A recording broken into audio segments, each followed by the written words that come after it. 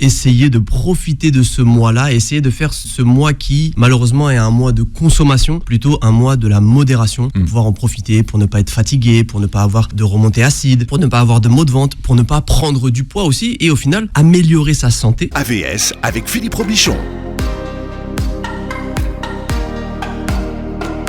AVS à votre santé. Alors, par certains sur ce plateau ce matin faisaient des SMR, on verra ce que c'est. Walid est avec nous. Comment ça va, Walid? Hello, my friend. Très très bien, my friend. Et vous, comment allez-vous? Ça va bien, ça fait plaisir de vous voir. Enfin, presque plaisir. Fondateur de Kevlar Diète. Kevlar avec 2 A. Exactement. C'est quoi MSR? SMR? La SMR, c'était les petits bruits qu'on va retrouver dans le micro, peut-être comme ça un peu. C'était en vogue sur TikTok, sur les oui, bon, ce genre de réseaux. Je comprends que ça m'est échappé. Ouais, non, alors, donc j'ai rien raté. Vous n'avez pas raté grand-chose. Donc, champion de France de force athlétique, vous avez accompagné de nombreux athlètes dans leur préparation et j'ai appris de sources généralement bien informées, Walid, pour ne pas le nommer le docteur Alouche, que vous souffriez de musophobie aggravée. On s'était dit que pendant le repas, toutes les informations ne sortaient pas du repas. C'est vrai? Ouais, c'est vrai. Moi, je connais le docteur Alouche, il c'est pas du genre à inventer des choses. Et à quoi ça sert d'avoir autant de muscles et d'être musophobe? C'est le talon d'Achille. Chaque athlète, chaque sportif, chaque héros a son talon d'Achille. Ouais. La musophobie, pour tout le monde, c'est la peur des souris, des rongeurs, j'aime pas tout ça, des araignées. D'accord. Et souris d'agneau, t'as peur? Non, souris d'agneau, c'est très bon. Ah oui. Je suis content quand il y en a à ma table. Bien, heureusement, vous avez l'arme imparable, Walid. Ah oui, le chat. Le chat. Ah oui, oui, un chat. Et après, il transforme ta souris en souris d'agneau. D'accord. Bon, où est-ce qu'il en reste? Comment il s'appelle votre chat? Poulep. Vous êtes Comment? Poulep. Poulette. Ah, mais j'ai compris poulette. Ouais. Non, Poulep. Poulette. Ah, Ouais, Poulep, c'est un Bengale. Super agité. Il va loin dans le... Super câlin. Dans le concept. Ouais. Voilà. T'aurais dû prendre un. Ça chasse les chats. Et pas que, hein. Bien, vous êtes nutritionniste et vous avez fondé Kevlar Diète. Vous proposez plusieurs programmes, dont un qui est consacré au mois du Ramadan. Exactement. Alors, un prix vraiment symbolique. Hein. Ouais, symbolique, 10 € pour vraiment essayer de profiter de ce mois-là, essayer de faire ce mois qui, malheureusement, est un mois de consommation, plutôt un mois de la modération, pour pouvoir en profiter, pour ne pas être fatigué, pour ne pas avoir de remontée acide, pour ne pas avoir de maux de ventre, pour ne pas prendre du poids aussi, et au final, améliorer sa santé et pouvoir profiter pleinement de ce mois-là. C'est un prix symbolique de 10 €. Il y a une partie qui est redistribuée pour les nécessiteux. Donc l'année dernière, avec une association, on a construit 2 puits. Et puis après, il y a eu aussi 1500 € qui a été redistribué à une association purement alimentaire. Donc le but du jeu, c'est d'allier un petit peu l'utile à l'agréable, passer un bon mois de Ramadan avec un prix symbolique de 10 €, dont une partie est redistribuée pour les nécessiteux. Voilà, et à la fin du mois de Ramadan, vous venez avec les comptes et vous dites exactement ce qu'on a fait de l'argent c'est très important. du programme Ramadan. Il y a 100% de transparence, combien a été donné à qui, et l'année dernière aussi, c'était pas prévu. C'était un désir que je voulais, moi, construire des puits. Donc j'avais demandé aux personnes qui avaient pris le programme Ramadan, est-ce que ça vous dirait de construire des puits, et les puits vont être construits. Vous êtes un spécialiste de la lecture des étiquettes alimentaires et nous allons nous intéresser ce matin aux produits qui trustent les tables du mois du Ramadan. C'est pour ça que nous avons invité Karim de la boucherie Les Jumeaux au Lila. Bonjour Karim. Bonjour à vous. Bonjour parce qu'une des stars du mois de Ramadan, ou même la star du mois de Ramadan, c'est la viande hachée. Mais avant elle, la star du mois de Ramadan, c'est le concentré de tomates. Alors je ne sais pas ce que ça représente en termes de consommation pour les producteurs de concentré de tomates, mais c'est incroyable. C'est incroyable. Quasiment tout dans ce type de préparation sera fait avec du concentré de tomate, et malheureusement pour le concentré de tomate, c'est l'origine qui est un petit peu floue. Sauf que les études elles ont montré que la majorité de l'importation et de la production, ça vient de Chine. Dans des conditions où on ne sait pas réellement si c'est bien, pas bien, traité, OGM, etc. Et puis aussi les conditions des personnes qui vont récolter ces concentrés de tomates. Et on a vu aussi que, sans citer les grandes marques, la majorité des sauces tomates, sauf celles qui disent 100% italienne, qui vient de tel endroit, utilisent ces concentrés de tomates qui viennent de Chine, où on peut se poser des questions sur la qualité. Non pas de dire les Chinois, non, c'est tout simplement que les études elles ont montré que ces concentrés de tomates qui venaient de Chine n'étaient pas d'une super bonne qualité et pouvaient avoir des effets néfastes sur la santé. Alors c'est vrai que pendant le mois du Ramadan, c'est la haute saison du concentré de tomates. Ouais, il y en a beaucoup, notamment dans les soupes. Ouais, partout. Dans la shorba. Partout, dans les soupes, dans la shorba, dans tous les plats qu'on veut un petit peu relever. Et en plus, c'est bourré de sel, donc c'est pas forcément ce qu'il y a de mieux. Et au lieu d'acheter du concentré de tomate, pourquoi pas se poser la question, si on a le temps de faire soi-même sa sauce tomate, mais pourquoi pas tout simplement prendre de la pulpe de tomate pure. Ça coûte pas forcément plus cher, mais on va se dire si ça coûte plus cher, le concentré de tomate c'est moins cher, mais parce qu'il est déshydraté. Et donc si on va le réhydrater, c'est exactement la même chose en termes de quantité et en termes de prix. Prendre de la sauce tomate 100% tomate, tout simplement, et éviter les concentrés de tomate. Par quoi vous remplacez alors techniquement en gros par de la sauce tomate pure. Pas les sauces tomates type arrabbiata, etc., mais de la pulpe de tomate, par exemple, où c'est marqué 100% tomate et il n'y a pas de concentré de tomate. Et là, on est sûr que dans ce produit-là, il y a rien de problématique pour la santé. Bah, il faut regarder la liste des ingrédients. Si c'est marqué 100% tomate, on est bon. Par contre, si on a sauce tomate, concentré, amidon de maïs modifié, etc., là, ça va être un petit peu plus différent. S'orienter vers les produits purs, et il y en a de marques de distributeurs, il y en a de marques italiennes, il y en a pour tout le monde, il y en a des 3 € le kilo, il y en a jusqu'à 15 € le kilo, mais 100% en tomates, de préférence bio, on est bien. On est très bien. Bah, de toute façon, les mamans, elles se posaient pas la question. Enfin, dire que c'était la fameuse petite boîte en fer de concentré de tomates. Allez, vas-y, c'est pas cher. On a grandi avec ça. On a grandi avec ça. Mais malheureusement, c'est pas parce que on a grandi avec ça et qu'on avait l'habitude de manger ça que c'est une bonne chose. On peut parler aussi des cubes bouillons déshydratés. On a grandi avec ça. Les cuisines comme ça relève ça relève les plats, etc. Mais si on regarde d'un petit peu plus près, ces cubes, ces bouillons, déjà majoritairement c'est du sel. Il y a entre 50 et 60% de sel. Ça coûte entre 10 et 15 € le kilo. Ce qui est très cher. C'est super cher. Ça veut dire qu'on achète 1 kilo de sel 7 €. Alors que normalement, 1 kilo de sel, ça coûte à peu près 1 €, vu la qualité en plus du sel. Ouais, mais si tu mets pas le cube, il n'y a pas le goût. Il n'y a pas le goût, mais c'est normal, on va retrouver énormément d'additifs. J'ai pris en plus des notes, parce que là, je me suis dit, je peux pas la prendre par cœur. On va prendre par exemple, cube de bouillon, sel, exhausteur de goût, glutamate de sodium. Ah, le fameux, ouais. Glutamate de sodium, ça va créer ce que l'on appelle, c'est vraiment pas raciste, mais c'est comme ça, le syndrome du restaurant chinois. Pourquoi ? Parce que dedans, ils utilisent énormément de glutamate de sodium. C'est quoi le syndrome du restaurant chinois ? C'est avoir des bouffées de chaleur, avoir des nausées, avoir des sensations d'étouffement. Et en fait, pourquoi ? Parce que c'est du glutamate de sodium qui est énormément utilisé dans ce type de restauration. Pourquoi est-ce que lorsqu'on va dans c'est vraiment... mea culpa, my friend. Quand on va dans un resto chinois, à volonté, les wok, tous les aliments ont le même goût.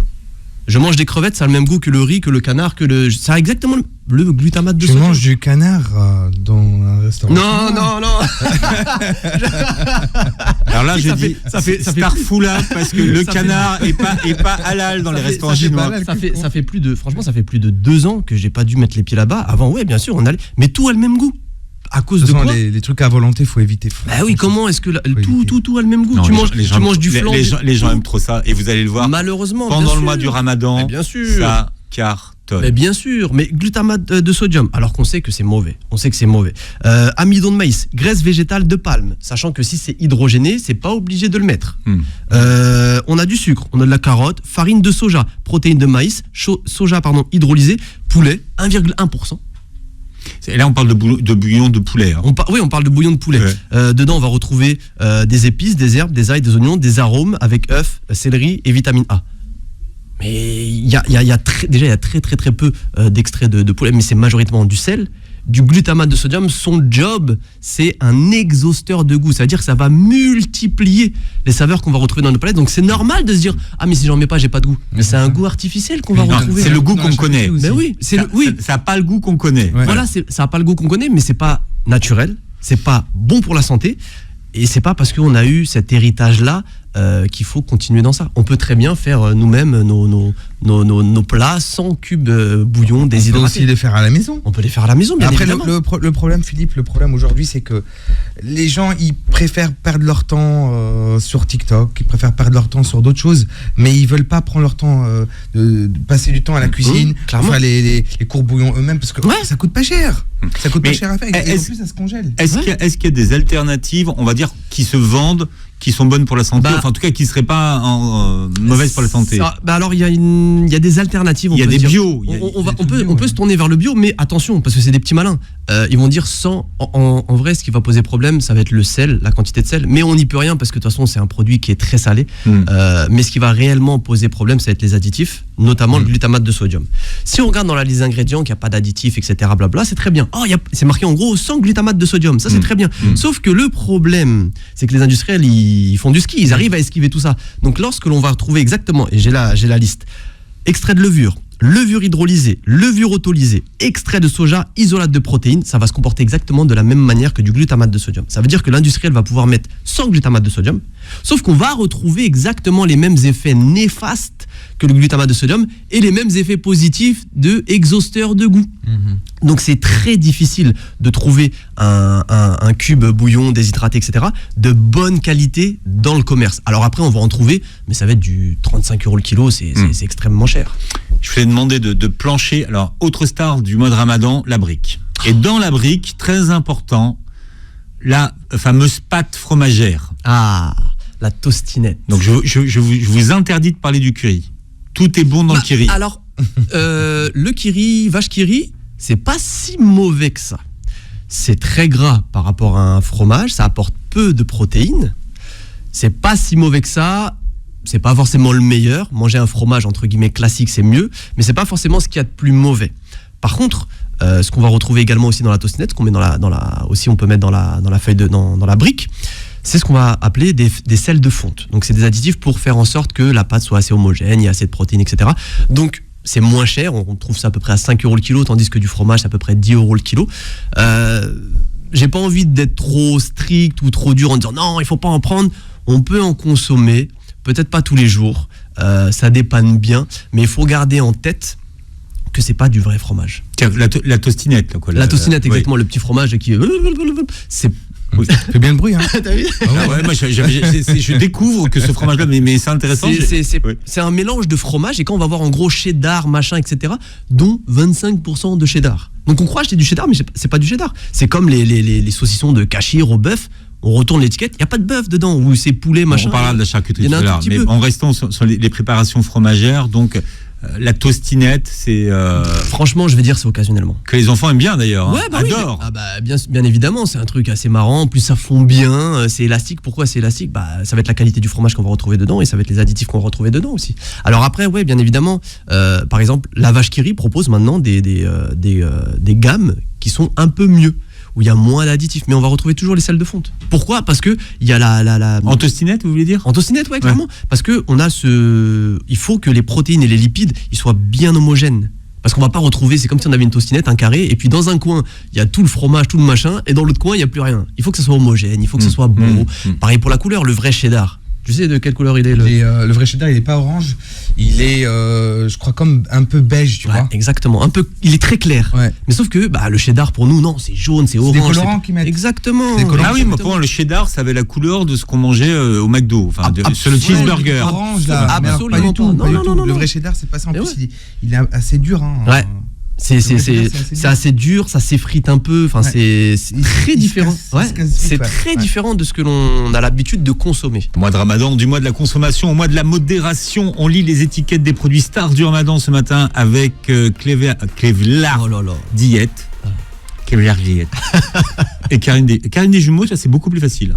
Boucher, c'est plus facile. Au lilas. C'est la haute saison également pour la viande hachée. Alors la viande hachée, on n'en mange jamais autant que pendant le mois de Ramadan. On en met partout de la viande hachée. C'est incroyable.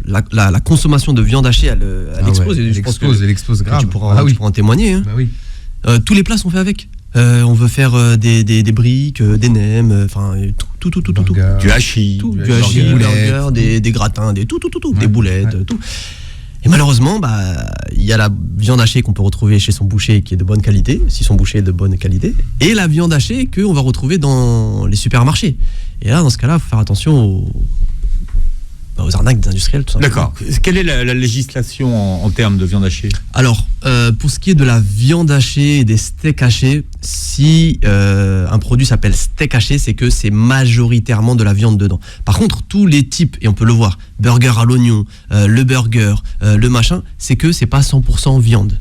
On va retrouver dedans, et j'ai pris la liste, parce que j'ai pas appris par cœur ce genre de choses. Viande bovine, par exemple, si on prend un produit qu'on trouve vraiment partout, sans citer de marque, à 11 € le kilo. On se dit, 11 € le kilo, ça va, c'est pas cher, c'est correct. Ouais. 11 € le kilo, c'est correct. Viande bovine hachée halal, 40%. Donc il y a seulement 40% de viande. Donc il y a plus de la moitié, c'est autre chose. Protéines végétales de soja réhydratées, 24%. On va avoir de l'eau, on va retrouver du gras bovin, donc on ajoute du gras supplémentaire, gras en plus, ouais. alors que la viande, normalement, elle est déjà un petit peu grasse. On va retrouver du lactose, du sel, des fibres de blé, des protéines de lait, qu'est-ce que des produits laitiers vont faire dans un... Il n'y a pas de produits laitiers, non. Des plantes aromatiques, de la chapelure, du gluten, des arômes, du lactose, du céleri, de la poudre de jus de betterave, des épices et du lactose, encore une fois. Et ça ressemble à un steak haché, donc. C'est la composition moyenne de tous les burgers qu'on va retrouver dans nos supermarchés. Et le problème, c'est quoi? C'est que déjà on va se retrouver avec des produits où il y a plus de gras que de protéines. Ça n'existe pas normalement. Le steak haché, c'est pas ça. La viande avec laquelle on fait du steak haché, c'est pas ça. Mais c'est récent ça. Hein. Avant, il y a plusieurs années, ça n'existait pas. Ça n'existait pas, ça. C'est énorme. Franchement, ça devient n'importe quoi. Moi, si j'ai un conseil à donner, arrêtez vos conneries avec acheter vos steaks hachés, en fait, déjà prêts. Vous achetez chez le boucher et vous choisissez la viande que vous voulez acheter.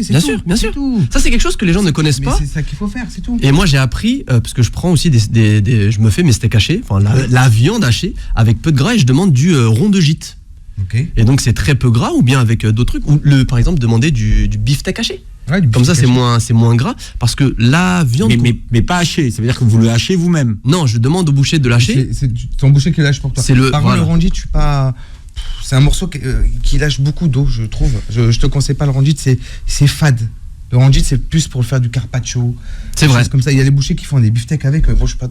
Ouais, pour moi, le rondite, c'est le carpaccio. Moi, j'aime bien avec des bons assaisonnements, du paprika. Je vais te donner quelques morceaux. Je pense que tu vas. Donc, alors, si vous êtes là, Karim, parce que vous êtes le spécialiste mondial de la viande hachée, oui. mais que Walid, vous dites que la viande hachée, il faut l'acheter chez le boucher. Ça dépanne. En supermarché, ça dépanne, mais c'est ultra cher. Si on veut un steak haché de bonne qualité, 100% viande, avec moins de 15% de matière grasse, on est sur du 19 € le kilo. 19 € le kilo, on a une très bonne viande en boucherie. Alors que là, c'est pas forcément une très bonne viande. C'est super cher pour ce que l'on achète. Ouais. C'est mieux d'aller dans une bonne boucherie, de demander à son boucher une bonne pièce de viande qui nous la hache, qu'on lui dise aussi, parce qu'il y a cet échange-là, c'est artisanal, c'est un savoir-faire. La dernière fois quand j'étais venu, je vais plutôt cuisiner comme ça mon plat, tiens, plutôt je te conseille ça, ou plutôt non, tu devrais prendre telle pièce. Et puis il y a tout ce conseil-là, c'est vraiment ça qui est intéressant. Donc supermarché, ça dépanne. C'est extrêmement cher, 19 € le kilo, c'est très très cher pour ce que c'est. Vous avez l'impression que c'est moins cher? Oui, ouais. Ah oui, parce que là, le conditionnement il est fait. On retrouve jamais des boîtes de 1 kg. On retrouve des boîtes de 600 Le 800 consommateur, malheureusement, il faut qu'il se réveille plus qu'avant. En fait, malheureusement, c'est au consommateur aujourd'hui parce qu'on se fait arnaquer dans tous les sens, en fait. Tu vois, donc du coup, c'est au consommateur de se réveiller, d'apprendre, d'aller vers l'information, de chercher à comprendre le pourquoi du comment et de réfléchir un peu plus sérieusement. Voilà, il faut acheter la viande chez le boucher, mais c'est pas parce que tu achètes la viande chez le boucher qu'elle va être bonne. Faut bien sûr. Acheter la viande chez le boucher. Bien sûr. Moi, je suis là. Je suis dans cette émission-là. Je suis très content que vous m'ayez invité. Je peux vous donner quelques conseils. Ah bon? Ah ouais. Alors là, franchement, heureusement que vous êtes venu. Déjà, quelle viande à hacher?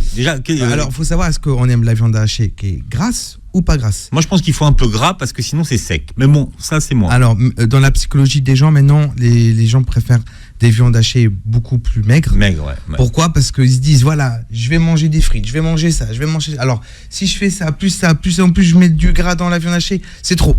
Alors qu'il faut, je pense, un peu plus de gras dans la viande hachée. Mais bon, après, si le client il veut du gras, qu'il prenne par exemple de la basse-côte. La basse-côte, c'est incroyable. Hein. À hacher, c'est incroyable. S'il veut de la viande hachée qui est pas grasse du tout, et il peut demander des morceaux de beefsteak qui sont pas gras ou des morceaux qui sont pas très gras. Il faut que chaque client regarde visuellement la viande hachée. Il faut impérativement que le boucher lave ses mains avant. D'accord. Alors arrêtez avec vos histoires de gants, ça me saoule. Depuis le corona, là, tout le monde veut porter des gants. Alors les gants, c'est bien quand le boucher il s'est coupé. Quand il a des micro-fissures sur les mains, mais c'est pourquoi important. ça sert à rien, Karim, Les gants, parce que en fait, ok, moi je vais porter des gants, mais le client il sait pas, ça se trouve je les ai depuis hier les gants. Ça se trouve ça fait 4 heures, ça se trouve je sais pas, j'ai touché une poubelle, je me suis essuyé le nez, je sais pas comment. C'est vrai que ça c'est un bon repère. Moi, c'est très rare maintenant, mais quand je dois aller dans une boucherie pour me dépanner, et si je vois que le boucher il va acheter son truc, il va toucher sa viande, ensuite il touche mon argent. Là, c'est pas bon. Non, moi je t'explique. En fait, moi je lave mes mains dans plusieurs cas. Le premier cas, quand le client il veut de la viande hachée, automatiquement je lave mes mains avant. D'accord ? Parce que j'ai pu toucher une autre ADN, je peux créer des contaminations croisées. Par exemple, j'aurais pu faire une escalope de poulet et après je vais laver mes mains. Je vais pas laver mes mains, je vais la viande hachée tout de suite. Le client il tombe malade. Pourquoi ? En fait, par exemple, quand je vais couper une escalope de poulet, nous par exemple les poulets qu'on fait, on fait la découpe nous-mêmes. C'est-à-dire qu'on a des poulets entiers et on fait la découpe nous-mêmes. On n'achète pas les cartons de cuisses de poulet, etc. Du coup, le problème, c'est que le coffre de la volaille, elle contient des matières fécales animales, en fait. D'accord ? Donc, moi, je vais toucher ça. Ensuite, je vais pas laver mes mains, je vais faire la viande hachée. Le client, il peut tomber malade. Bien sûr. Tu vois ce que je veux dire ? Donc, c'est important. Alors, on répétera jamais assez, la viande hachée, c'est fragile. C'est très fragile. On la congèle ou on la congèle pas ? On va chez son boucher, on achète de la viande hachée, congelable ou pas ? Alors, si vous voulez congeler la viande hachée, pas de souci, on la congèle le jour même, premièrement. Quand on va chez le boucher, on prend un sac isotherme. C'est pas... en fait, le boucher, il est sérieux. On va dire il est sérieux, votre boucher. Mais si vous n'êtes pas sérieux, vous prenez pas... Il fait très chaud dehors, vous prenez pas de sac isotherme, vous partez comme ça, vous pouvez tomber malade à cause de vous, en fait. Donc, pour congeler, soit vous congelez dans les sacs... zip pour la congélation, soit dans les sacs sous vide, soit nous les sacs qu'on a, ils sont adaptés pour la congélation. Donc il faut congeler en petite quantité, d'accord. Trouver le moyen d'enlever le maximum d'air. Et on la laisse combien de temps au congélateur ? Alors donc moi ce que je conseille, Philippe, c'est de mettre un petit peu de sel et du poivre, de mélanger un petit peu et ensuite on peut congeler la viande. Pourquoi ? Parce qu'on se dit, ah oui, mais quand tu mets au congélateur, les bactéries, elles stoppent. Alors, elles stoppent pas vraiment, les bactéries. Ça ralentit énormément. Elles ralentissent énormément. Regarde, si les bactéries stoppent, pourquoi tu peux pas garder plus de 6 mois la viande hachée dans un congélateur ? Donc, c'est pas plus de 6 mois, c'est ça la réponse ? Ouais, pas plus de 6 mois. Pas plus de 6 mois. On congèle pas et on... Voilà. Donc non, à part si ton congélateur, il est tu sais, les joints ils sont pas abîmés, t'as pas de givre, il est pas rempli à bloc, tu fais des paquets qui sont fins et petits, pas tu sais des blocs de 3 kilos, et tu mets du sel, du poivre, tu peux congeler ta viande beaucoup plus longtemps. Comment on décongèle la viande hachée ? Uniquement au réfrigérateur.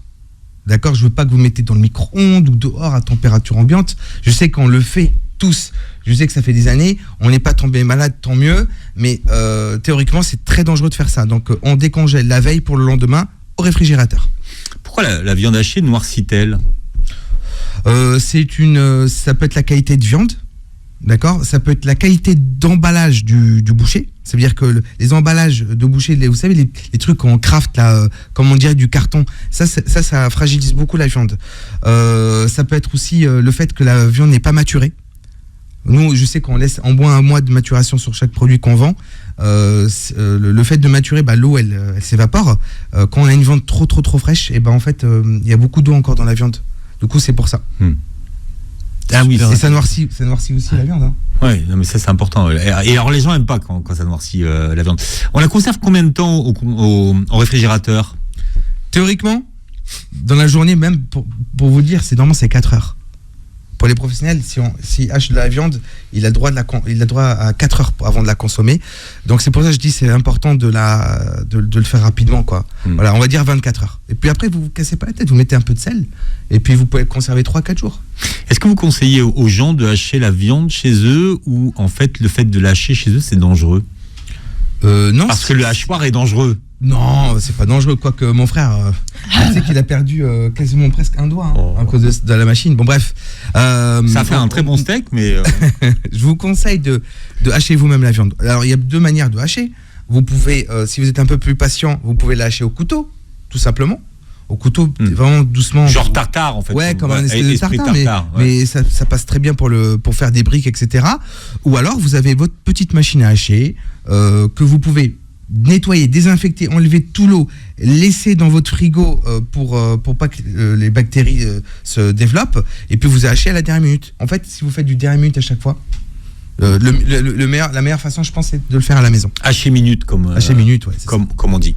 Vous parliez tout à l'heure du cachir et des charcuteries, Walid. C'est tout sauf de la viande. C'est tout sauf de la viande. On va retrouver. J'ai la liste encore une fois. Moi, je me bats pour ça. Hein. Parce que moi, tu sais, je fais de la charcuterie, mais sans additifs. Ah oui. Sans rajout de sel nitrité. Mais les gens, ils s'en foutent. Non, ils s'en fichent, bien sûr. C'est quoi? Combien ça coûte? Ouais, c'est tout, c'est quoi? Parce que ce qu'on va retrouver dans le commerce, c'est quoi? C'est 5 € à peu près le kilo.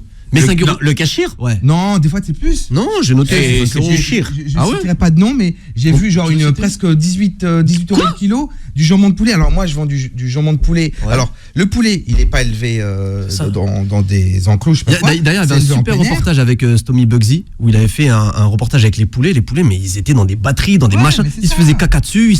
Mais même après, c'est à se poser la question. Et je parle aussi des œufs, les catégories des œufs. Catégorie 0, catégorie 1, catégorie 2, catégorie 3. Catégorie 3. C'est l'isolement pour les poules. Elles voient pas la lumière du jour, elles sont dans des cages, elles se font caca dessus, et c'est à se poser la question aussi, c'est une vraie question. Est-ce que les œufs de catégorie 3 sont halal? Les gens, ils veulent le prix. C'est une très bien évidemment. Mais c'est une bonne question de se poser. Moi, je me fais démonter sur les réseaux parce que c'est mais ils se rendent pas compte le travail. Il y a pas de nitrite. Oui. Le poulet, ceci dit, Karim, parfois vous êtes un chouïa cher. Mais en quoi? Un chouïa cher. Mais en quoi? Quand même. Non mais moi je pense que pour faire rentrer de l'argent dans les caisses, il faut laisser passer une page de publicité et on parle des courses du mois de Ramadan. Alors on va beaucoup vous le répéter cette année, un mois de Ramadan, de la consommation à la modération. Et de toute façon, tout a tellement augmenté que de toute façon, vous serez bien obligé de vous modérer. Ouais, Walid Kevlar est avec nous. Et puis Karim Boucher de la boucherie Les Jumeaux au Lila. On parlait de la charcuterie. Alors évidemment, sur la charcuterie, il y a beaucoup de choses à dire. Hein. On retrouve partout aussi la charcuterie. Vous, Karim, vous la faites, la charcuterie. Mais le gros de la charcuterie aujourd'hui qui se vend, c'est pas de la charcuterie artisanale, surtout dans le halal. Non, c'est de l'industriel.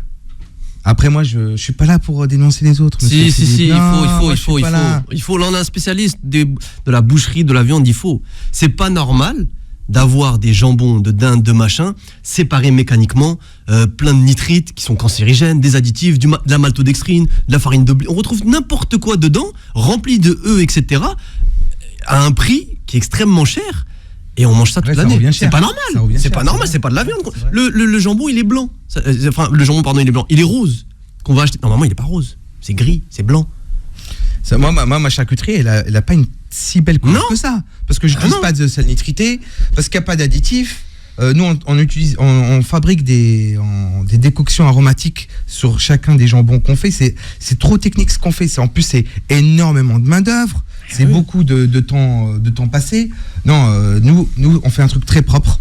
Après, voilà, les gens, ils veulent le prix. Donc, moi, je corresponds à une clientèle éthique. Vraiment, la petite miette, là, tu sais, les 1% qui veulent manger ça, etc., qui préfèrent manger moins. Enfin, les gens, attends, Karim, les gens, ils veulent le prix, mais les gens aussi, ils font en fonction de leurs moyens. Non, mais c'est des conneries. Écoute, Philippe, moi, je dis que c'est des conneries. À l'époque de mes parents, ils mangeaient une fois par mois de la viande. D'accord? Aujourd'hui, les gens qui n'ont pas les moyens, j'ai pas les moyens, mais il faut que je mange ça. Frère, t'es pas obligé de manger ça. Mais arrête de te foutre de notre gueule. T'es pas obligé de manger. Tu sais, moi, je viens d'une famille extrêmement pauvre. D'accord? Aujourd'hui, alhamdoulilah, j'ai les moyens. Mais j'oublie pas mon passé. Tu comprends? Aujourd'hui, j'ai les moyens d'acheter de la viande de qualité, de ça. Je le fais. Mais j'aurais pas les moyens. Je te jure, je mangerai pas toute cette merde. Crois-moi, acheter des trucs de poulet, je sais pas quoi, avec des os, etc. J'ai les moyens.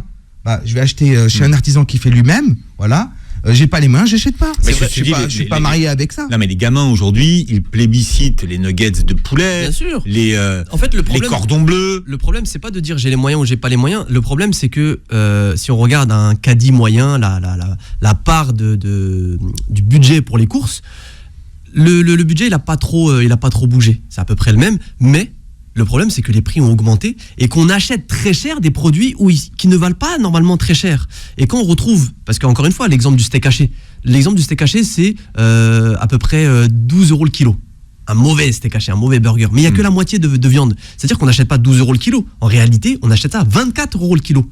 24 € le kilo, on va chez le boucher, on peut trouver une très bonne viande. Et en fait, le problème, c'est pas de dire j'ai les moyens ou j'ai pas les moyens. Parce qu'il y a des familles qui n'ont pas les moyens, oui, bien évidemment. Mais malheureusement, il y a des familles qui n'ont pas les moyens et qui achètent des produits qui sont très chers quand on compare au prix au kilo. Alors, on avance sur les stars du mois de Ramadan. Les dates, il n'y a pas de problème sur les dates. Alors, les dates, c'est très bon. C'est l'un des meilleurs fruits. Bourré d'antioxydants, de minéraux, c'est un concentré de bonnes choses. Par contre, les dates, on n'en mange pas 10, même si on dit non, c'est... C'est impair. On peut en manger 9. Non, c'est trop. Une date, ça fait quoi? On va prendre une date classique, les déglettes ou les soukaris, les trucs comme ça. On va pas prendre les grosses d'Afrique du Sud. On va prendre les classiques. Une date, c'est à peu près 10 grammes. On enlève le noyau, c'est à peu près 10 grammes. Combien de pourcentage de sucre il y a dedans, tu sais? Non. 65%. Ça veut dire que je vais manger 9 dates. Et c'est quoi comme sucre? C'est du fructose ou c'est un mélange. Il y a un petit peu de saccharose, mais c'est majoritairement du fructose. On va retrouver un petit peu aussi de glucose. Mais en vrai de vrai, je vais en manger 9. La date a fait en moyenne 10 grammes. Donc je vais manger 90 grammes de date. Maintenant, dans les 90 grammes, on a dit à peu près 65%. On tombe à combien? Quasiment 60 grammes de sucre. Je vais manger 60 grammes de sucre. 60 grammes de sucre, tu sais, ça fait combien de morceaux de sucre? Ça fait 12 morceaux de sucre. Ah, c'est beaucoup. Oui, c'est du bon, oui, c'est bon, etc. Mais on ne faut pas abuser. En plus, le problème de la date, je crois que c'est pas l'assimilation, mais c'est avec qu'est-ce que tu vas manger après. Oui. Par exemple, non, mais oui, tu manges des dates avec des frites et un steak. Oui. Et bien en fait, on va exploser. C'est l'association que tu fais. C'est ça, c'est la quantité. Parce qu'en soi, les dates, il n'y a rien de mieux. C'est génial. Les dates, ça va apporter du sucre immédiatement disponible pour l'organisme. Ça veut dire que je fais ma rupture de jeûne. J'ai une date, il y a des nutriments. Enfin, c'est magnifique. Avec de l'eau, c'est génial. Mais pas 9. Encore moins 11 ou 13, c'est pas 9, c'est trop. Et pourquoi? Parce qu'on va retrouver 60 grammes de sucre. Avec ça, je vais manger je rigolais 9. Mais il y en a. Mais on rigole, mais il y en a qui vont manger 7, par exemple. Parce que je connais très peu de personnes qui s'arrêtent à 3. T'en connais, toi? Moi, je passe à 3. C'est vrai, je passe sérieux. Mais c'est très rare. Mais les dates, c'est très bon, c'est magnifique, mais c'est la quantité. Il ne faut pas en abuser. Bon. Et certaines dates sont un petit peu pas trafiquées, mais elles sont boostées. Ça n'existait pas avant. Elles sont boostées. Et il faut être très vigilant parce que maintenant ça existe, mais on marche sur la tête. Quand on regarde la liste des ingrédients, normalement date c'est quoi? Des dates. On se calme, cacahuètes, c'est cacahuètes. Là les dates, on va retrouver sirop de glucose. La petite pellicule qui brille. Ils vont ajouter du sucre dedans. Ça veut dire que la date déjà qui est un produit naturellement sucré, ils vont ajouter du sucre dedans. Et alors déjà, sur l'aspect santé, c'est pas bon. De 2, le sirop de glucose, ça pèse, ça a un poids. Ouais. Ce qui veut dire que le poids au kilo, c'est pas 100% date que tu achètes. C'est un pourcentage de date plus le pourcentage de sirop de glucose. C'est un antioxydant, en fait, pour conserver mieux la date, je pense. Et en plus, le goût, l'aspect, c'est ce qu'on appelle les qualités organoleptiques. Le goût, l'aspect, texture, etc. Mais c'est déjà très mauvais pour la santé. Parce que déjà, c'est quelque chose de sucré, on va encore ajouter du sucre. Et de 2, c'est une arnaque financière. Le mois de Ramadan, c'est le mois du miel. Alors là, le miel, star des gâteaux. Le miel sous tous ses états. Sauf que le miel, le bon miel, pas le sirop de glucose, comme ils appellent les Anglais. Modifié, the golden syrup. Il y en a qui achètent the golden syrup. Je le refais encore? Vas-y. The golden Et vous êtes sûr que c'est les Anglais qui disent ça ou c'est votre voisin Je crois qu'il fait des rêves. C'est ça la nuit. Il rêve de choses.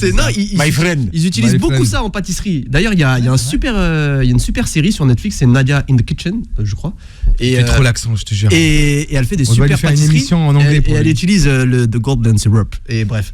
Il y en a qui croient que c'est du miel. Le pot, là, transparent, ça a l'aspect du sirop de glucose. Quand on regarde aussi les miels, il faut regarder la liste des ingrédients. Il n'y a pas de miel dedans, c'est ça que vous voulez dire? Dans le sirop, non. Dans celui-ci, non.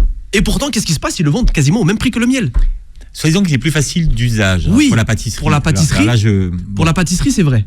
C'est plus facile à travailler. Oui, c'est vrai. Mais c'est pas du miel. Il faut prendre conscience que c'est pas du miel. Ça n'a pas les mêmes effets sur la santé que le miel. Et c'est pas le même prix que le miel. Donc il ne faut pas se faire avoir. Et pareil sur le miel, il y en a des très bons, il y en a des très chers, il y en a des plus accessibles, mais il faut voir aussi l'origine. Parce qu'ils sont, on va dire oui, voilà, quand c'est les normes européennes, mélange de miel, Union européenne et hors Union européenne. Ça vient d'où alors? Il faut que ce soit clair, quelle est l'origine. Alors après, c'est pas pour dire Si c'est des miels, parce qu'il y a de très bons miels de Bulgarie, il y en a de très bons aussi du Pakistan, il y en a de très bons du Yémen, il y en a des très bons. Mais il faut savoir d'où ça vient. C'est comme les concentrés de tomates. La tomate, on ne sait pas d'où elle vient. Votre conseil sur le miel? Déjà, choisir un miel qui est 100% miel. Déjà, ça, la première des choses, on regarde les ingrédients. On regarde aussi, si possible, on peut prendre du bio, ça peut être intéressant. Et après, tout simplement, de demander aussi l'avis à des vrais artisans. Il y a de très bons, et on ne le retrouve pas en supermarché, le miel du Yémen, de jujubier, c'est excellent. Après, c'est pas pour la pâtisserie. Pour la pâtisserie, on peut prendre celui de lune de miel, parce qu'on va pas prendre les bienfaits du miel. Mais si on veut le déguster, si on veut prendre une cuillère de miel dans une eau un peu chaude, pas trop, parce que sinon ça désactive les bienfaits du miel, vaut mieux acheter un miel cher, mais de bonne qualité. Alors, autre star du mois de Ramadan, la feuille de brique et la brique en général. Je vous ai envoyé enquêter sur les briques. Walid? La feuille de brique n'est pas si mauvaise que ça.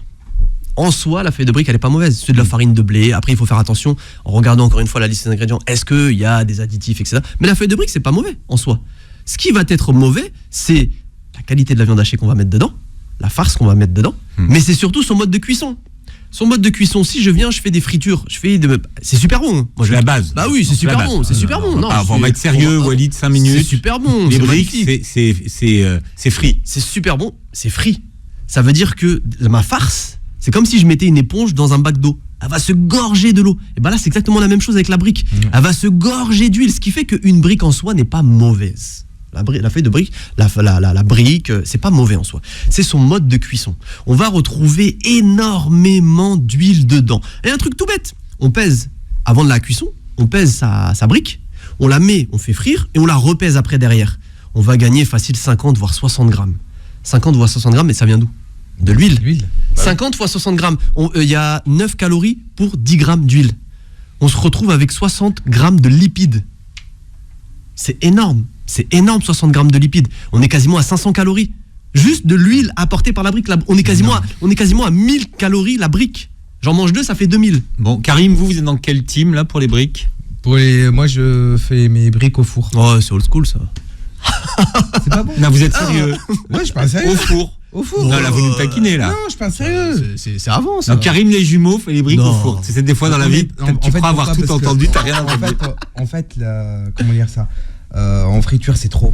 C'est trop. Moi, j'aime. Non, mais en fait, il y a un nouveau. Moi, je supporte pas la friture. On taquine un peu. Il y a une nouvelle. Il y a un nouveau. C'est pas vraiment nouveau qui est sorti. C'est ce qu'on appelle de air fryer. En gros, c'est une friteuse, mais sans huile. Et la Tefal, là. On fait les frites avec à la maison. Non, c'est différent. Parce qu'en fait, t'as deux choses. T'as soit la friteuse avec laquelle tu mets une cuillère à soupe d'huile. Mais ça, c'est mauvais apparemment. Okay, c'est très mauvais parce que l'huile, etc. Mais là, c'est c'est même pas une friteuse. C'est pas obligé de mettre de l'huile dans le truc Tefal. Ah c'est peut-être alors de air fryer. Parce que c'est de l'air pulsé. Pourquoi au four, c'est pas bon? Parce que c'est très bon.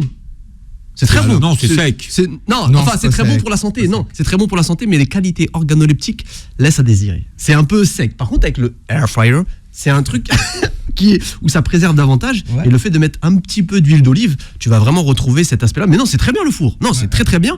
Et je le taquine un peu avec le air fryer. C'est génial parce que c'est plus rapide, il n'y a pas d'odeur et la cuisson est plus homogène et il y a un meilleur rendu. Mais c'est génial les culés au four. C'est génial. La prochaine, je vais faire des briques sous vide. Cuite à l'eau. Et le pire, c'est qu'il va le faire et que ça va pas être bon. Mais quand même, il va le faire. Bien sûr que ça va pas être bon. On rigole, mais c'est une très bonne technique, ça. On va les tester sur Benzema. On va les tester sur Benzema. Non, je parlais pas de la cuisson à l'eau. C'est pas une très bonne. Enfin, la technique. Non, mais au four, c'est très bien. La cuisson à l'eau au sous vide, c'est incroyable. Pas pour les briques. Ah ouais, non, pour les autres, c'est incroyable. Mais non, les briques, si la personne qui nous écoute, my friend, si tu veux manger des briques tous les jours, fais-les au four ou bien à l'air fryer. Il a dit au four pour me faire plaisir. Non, parce que moi aussi avant, en 98, je faisais au four. Mais c'est très bien. Mais mange pas des briques tous les jours pleines d'huile. C'est mauvais pour ta santé. On prépare le mois de Ramadan sur Beurre FM. Merci Karim. Boucherie Les Jumeaux au Lila pendant tout le Ramadan. Walid, vous serez avec nous, vous nous accompagnerez. Vous réécouterez l'émission en podcast sur Beurre FM et vous verrez cette vidéo sur la chaîne YouTube. Merci et très belle journée santé sur Beurre FM.